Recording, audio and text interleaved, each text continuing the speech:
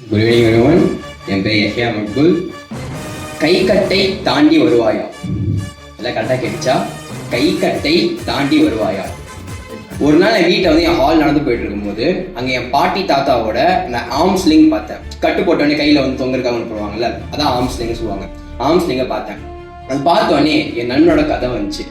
ரொம்ப நல்ல நண்பன். என்ன ஆச்சுன்னா 10th போர்டு எக்ஸாம் முடிச்ச உடனே வந்துட்டு அவனுக்கு நல்ல ஹையர் ஸ்டடீஸ் படிக்கணும், லைக் ஜேஇ பண்ணணும், நீட் பண்ணணும்னு சொல்லி ஆசைப்பட்டு பெங்களூர்ல போய் படிக்கலான்னு முடிவு பண்ணான். அதுவும் ஸ்காலர்ஷிப்ல. என்ன பண்ணா பெங்களூர் போயிட்டான். அங்க வந்துட்டு ஃபுல்லாவே ஹிந்தியில சொல்லித்தராங்க, இங்கிலீஷ்ல சொல்லித்தராங்கன்னு சொல்லிட்டு கூப்பிட்டாங்க. ஆனா ஃபுல்லா ஹிந்தியில சொல்லி கொடுத்தோடனே 1 மாசத்துலேயே பையன் ரிட்டர்ன் ஆயிட்டான்.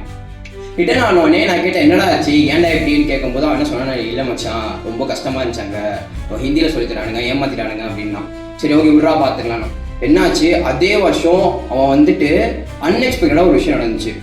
எல்லா ஸ்கூல்லையுமே ஸ்கூல் பிரசிடென்ட்னு ஒரு பொறுப்பு இருக்கும், எல்லாருக்கும் தெரியும். அந்த ஸ்கூல்லையே ஸ்டூடெண்ட்ஸ் மத்தியில் அவர் தான் டாப்ல இருப்பாப்ல. என்ன ஆகும்னா அந்த இயர்ல ஒரு எலெக்ஷன் வருது. அந்த எலெக்ஷன் அவன் நிற்பான்னு எதிர்பார்க்கவே இல்லை. ஆனால் அந்த எலெக்ஷன் அவன் நின்று அவன் காம்படிட்டர்ஸ்லாம் செம டஃப் கொடுத்தாங்க. ஆனால் அவன் கடைசி நேரத்தில் நின்று ஏதோ ஒரு வழியே ஜெயிச்ச உடனே உங்களுக்கே தெரியும், ஸ்கூல்ல அவன் வந்து பெரிய மவுசு. இப்போ ஸ்கூலில் வந்துட்டு அவன் போய் இப்போ டாப் லெவல் ஆகிட்டான். என்ன ஆச்சுன்னா அதே இயரில் ஃபுட்பால் டீம் வந்து செலக்ட் பண்ணுறாங்க. ஃபுட்பால் டீம் கேப்டன் ஆகிட்டான். வாலிபால் டீம் போது வாலிபால் டீம் கேப்டனாகவும் ஆகிட்டான். செம்ம எக்ஸ்பீரியன்ஸு, நல்லா கற்றுக்கிட்டான். வாலிபால் வந்து கற்றுக்கிட்டு அப்போ கேப்டனும் ஆகிறான். இப்போ பார்த்துக்கோங்க எந்த அளவுக்கு அவன் டேலண்டாக இருந்திருக்கணும்னு. அப்படியே 12th வந்து டிரான்சிஷன் ஆகுது. 12th டிரான்சிஷன் ஆனோடனே அவனுக்கு February மாதம் ஒரு ஆக்சிடென்ட் நடக்குது. வீட்டில் ஃபுட்பால் ஆடுறதுக்கு வந்து காம்பவுண்ட் டிகிரி குதிச்சிட்டான். குதிச்ச உடனே கையில் வந்து கை ஊனி கையில் ஃப்ராக்சர் ஆகிடுச்சு. இப்போ அவனால் வாலிபால் ஆட முடியாது. ஆடி இப்போ என்னாச்சுன்னா அந்த ஃப்ராக்சர் முடிஞ்சு 2 வீக்ஸில் அந்த கட்டு போட்டுன்னா 2 வீக்ஸில் திரும்பி ஹீல் ஆகிட்டான். ஹீலாகி திரும்பி வந்து ஃபுட்பால் ஆட போகிறான். திரும்பி அதே கையில் 2வது அடிப்படுது. அந்த மாதிரி அதே வருஷத்தில் இன்சிடென்ட் 4 வாட்டி நடந்துருச்சு. அந்த கை வீக் ஆயிடுச்சு. இப்போ அவனால் ஃபுட்பாலும் ஆட முடியல ஒழுங்கா, வாலிபாலும் ஒழுங்காக ஆட முடியல. ஒன்று முடிவு பண்ணான், அவன் கூட இருக்கவங்க எல்லாருமே அவனை மட்டம் தட்ட ஆரம்பிச்சிட்டாங்க. உங்களுக்கே தெரியும், அந்த டாப்ல இருந்தால் புறமா வந்துடும். எல்லாருமே மட்டம் தட்ட ஆரம்பிச்சிட்டாங்க.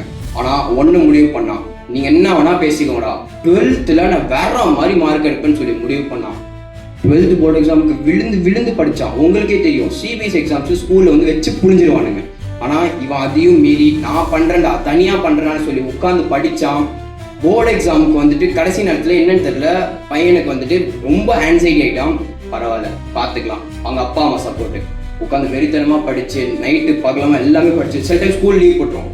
Board exam 12th board exam 500க்கு 456 மார்க் எடுத்தான். வேற யாரும் இல்லை, அது தான்.